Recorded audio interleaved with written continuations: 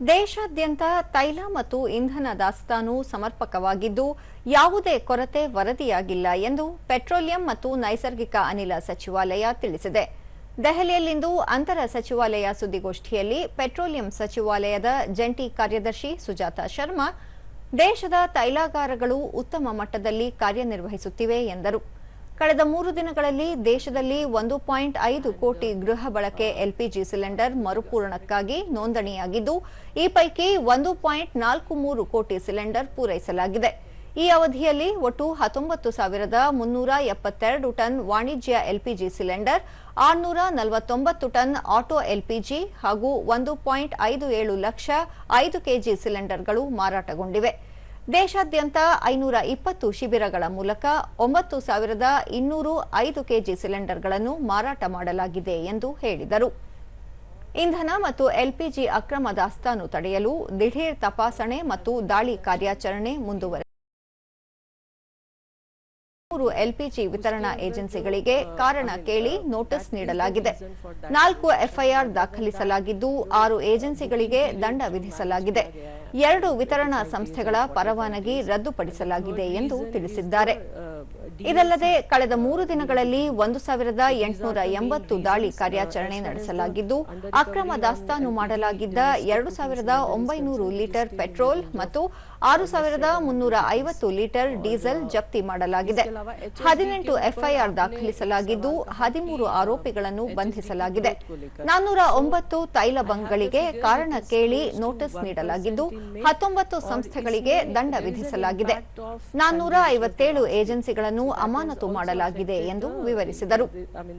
March ತಿಂಗಳಿಂದೀಚೆಗೆ 8.82 lakh PNG ಸಂಪರ್ಕ ಪೂರೈಕೆ ಮಾಡಲಾಗಿದ್ದು, ಹೆಚ್ಚುವರಿ 2.98 ಲಕ್ಷ ಸಂಪರ್ಕಕ್ಕೆ ಮೂಲಸೌಕರ್ಯ ಕಲ್ಪಿಸಲಾಗಿದೆ. ಈ ಮಧ್ಯೆ 8.98 ಲಕ್ಷ ನೂತನ ಪಿಎನ್ಜಿ ಗ್ರಾಹಕರು ನೋಂದಣಿಯಾಗಿದ್ದಾರೆ. 18,400 ಪಿಎನ್ಜಿ ಗ್ರಾಹಕರು ತಮ್ಮ ಎಲ್ಪಿಜಿ ಸಂಪರ್ಕ ವಾಪಸ್ ಮಾಡಿದ್ದಾರೆ ಎಂದು ತಿಳಿಸಿದರು. यहाँ पर वी नीड एन इकोसिस्टम, तो गाड़ी भी चाहिए और गाड़ी में डालने के लिए फ्यूल भी चाहिए, and our oil marketing companies will make all efforts to supply the required fuel. The one other question was regarding the under recoveries on ATF. So I'm sure our oil marketing companies will take up the issue with the competent authorities. Consolidated number of LPG distributors, of the inspections or rate, that number I am not having right now. We'll share that.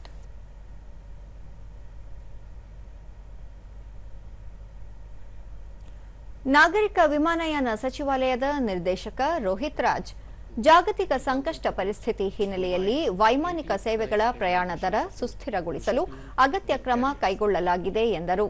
ಅಂತಾರಾಷ್ಟ್ರೀಯ ಮಾರುಕಟ್ಟೆಯಲ್ಲಿ ವೈಮಾನಿಕ ಇಂಧನ ATF ದರ ಅನಿಶ್ಚಿತವಾಗಿದ್ದು, ನಿಗದಿತ ಮಿತಿಗಿಂತ ಏರಿಕೆಯಾದಲ್ಲಿ ದೇಶೀಯ ವಿಮಾನಯಾನ ಸಂಸ್ಥೆಗಳಿಗೆ ಹೆಚ್ಚುವರಿ ಎಟಿಎಫ್ ವ್ಯತ್ಯಾಸ ದರಕ್ಕೆ ಸಹಾಯಧನ ನೀಡಲು ತಾತ್ಕಾಲಿಕ ವ್ಯವಸ್ಥೆ ಮಾಡಲಾಗಿದೆ. ಪಾರದರ್ಶಕ ಮಾದರಿಯಲ್ಲಿ ಹೆಚ್ಚುವರಿ ಇಂಧನ ದರವನ್ನು ತೈಲ ಮಾರುಕಟ್ಟೆ ಸಂಸ್ಥೆಗಳು ಪೂರೈಸುವ ಸೌಲಭ್ಯ ಕಲ್ಪಿಸಲಾಗಿದ್ದು, ವೈಮಾನಿಕ ಸೇವೆಯಲ್ಲಿ ಯಾವುದೇ ವ್ಯತ್ಯಯವಾಗದಂತೆ ನೋಡಿಕೊಳ್ಳಲಾಗುತ್ತಿದೆ ಎಂದು ತಿಳಿಸಿದರು. ಈ ನಿರ್ಧಾರದಿಂದ ವಿವಿಧ ನಗರಗಳು ಮತ್ತು ಸಣ್ಣ ಪಟ್ಟಣಗಳ ನಡುವಿನ ವೈಮಾನಿಕ ಸೇವೆ ಅಬಾಧಿತವಾಗಿ ಮುಂದುವರಿಯಲಿದ್ದು, ವಿವಿಧ ಕುಟುಂಬಗಳು, ವಿದ್ಯಾರ್ಥಿಗಳು, ಪ್ರವಾಸಿಗರು ಮತ್ತು ನಾಗರಿಕರಿಗೆ ಅನುಕೂಲವಾಗಲಿದೆ ಎಂದು ತಿಳಿಸಿದರು. Whenever international ATF prices rises above the benchmark level, that is the fixed price under this arrangement, the corpus will compensate OMCs, oil marketing companies, for the difference. Importantly, when the fuel price moderates, the differential amount will be recovered from oil marketing companies and returned to the Consolidated Fund of India through a transparent true-up mechanism.